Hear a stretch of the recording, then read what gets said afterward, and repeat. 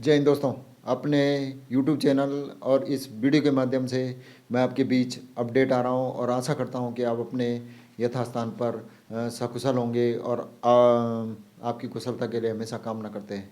दोस्तों, मैं अपने वीडियो के माध्यम से आपके लिए बड़ी बड़ी अपडेटें लेकर आता हूं और इसी क्रम में जो मेरी आज की बड़ी अपडेट है वो केंद्र सरकार के जितने भी कर्मचारी हैं उनको उनको लेकर है, और जो केंद्र सरकार के सेवानिवृत्त कर्मचारी है उनको लेकर भी ये बड़ी अपडेट है, जिसमें सेवानिवृत्ति के बाद पारिवारिक रिकॉर्ड में बेटे का नाम दर्ज रखें। DOPPW का निर्देश 11/5/2022 PNPW 8363 भारत सरकार।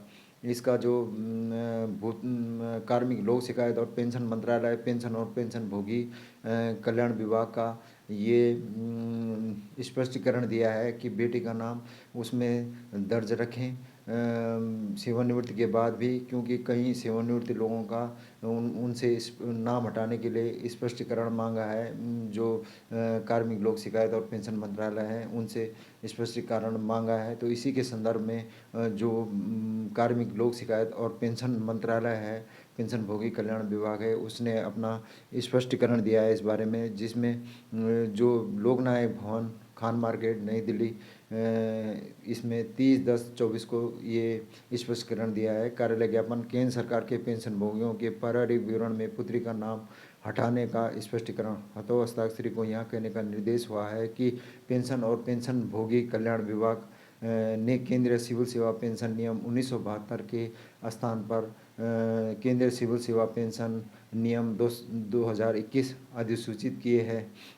CCS पेंशन नियम 2021 के नियम 50-15 के प्रावधान है कि जैसे कोई सरकारी कर्मचारी सरकारी सेवा में प्रवेश करता है, उसे कार्यालय प्रमुख को फॉर्म 4 में अपने परिवार का विवरण देना होगा, जिसमें पति पत्नी सभी बच्चों माता पिता और विकलांग भाई बहनों चाहे वह पारिवारिक पेंशन के लिए पात्र न हो। जैसे ही कोई जो सरकारी कर्मचारी है अपनी ड्यूटी ज्वाइन करता है तो उसके दौरान ही उसको वहाँ पर फॉर्म नंबर 4 भरना पड़ता है, जिसमें पारिवारिक विवरण देना पड़ता है, जिसमें परिवार के सभी सदस्यों भाई बहन विकलांग भाई या बहन या कोई हो माता पिता, उनके लिए भी इसमें पारिवारिक विवरण देना पड़ता है से संबंधित सभी प्रासंगिक विवरण शामिल होंगे। इस नियम के आगे प्रावधान है कि सरकारी कर्मचारी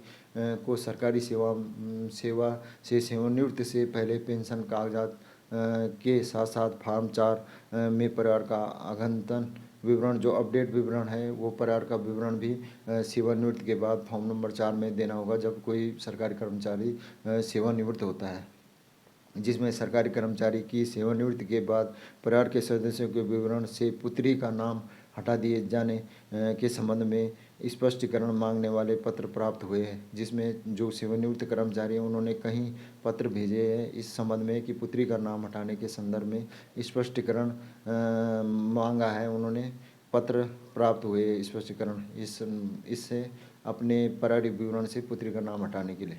तो इस विभाग द्वारा दिनांक 17/7/10/2022 की कार्यालय ज्ञापन संख्या 3/2/2022 PNPW 117942 के माध्यम से स्पष्ट किया गया है कि सरकारी कर्मचारी पेंशन भोगी को परिवार के सभी सदस्यों का विवरण प्रस्तुत करना होगा, चाहे वे पारिवारिक पेंशन के लिए पात्र हो या नहीं हो।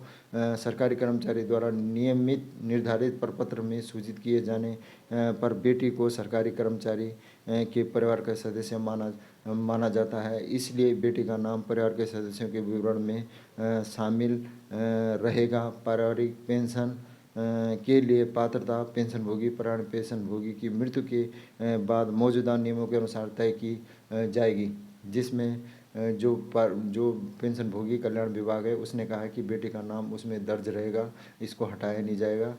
सभी मंत्रालयों विभागों से अनुरोध है कि उपरोक्त प्रावधानों के अनुपालन हेतु मंत्रालय और विभाग तथा उसके अधीन संबंध अधीनस्थ कार्यालयों में पेंशन लाभों से संबंधित कार्य करने वाले कार्मिकों के ध्यान में इसको लाया जाए, और जिसकी कॉपी सभी जो केंद्र सरकार के मंत्रालय और विभाग है सभी को दे दी गई है। बाकी इसके जो पत्र है और फॉर्म नंबर 4 है मैं आपको इस वीडियो के माध्यम से दूंगा। बाकी धन्यवाद दोस्तों, जय हिंद। आपसे आग्रह है कि मेरे यूट्यूब चैनल को लाइक सब्सक्राइब अवश्य करें। धन्यवाद।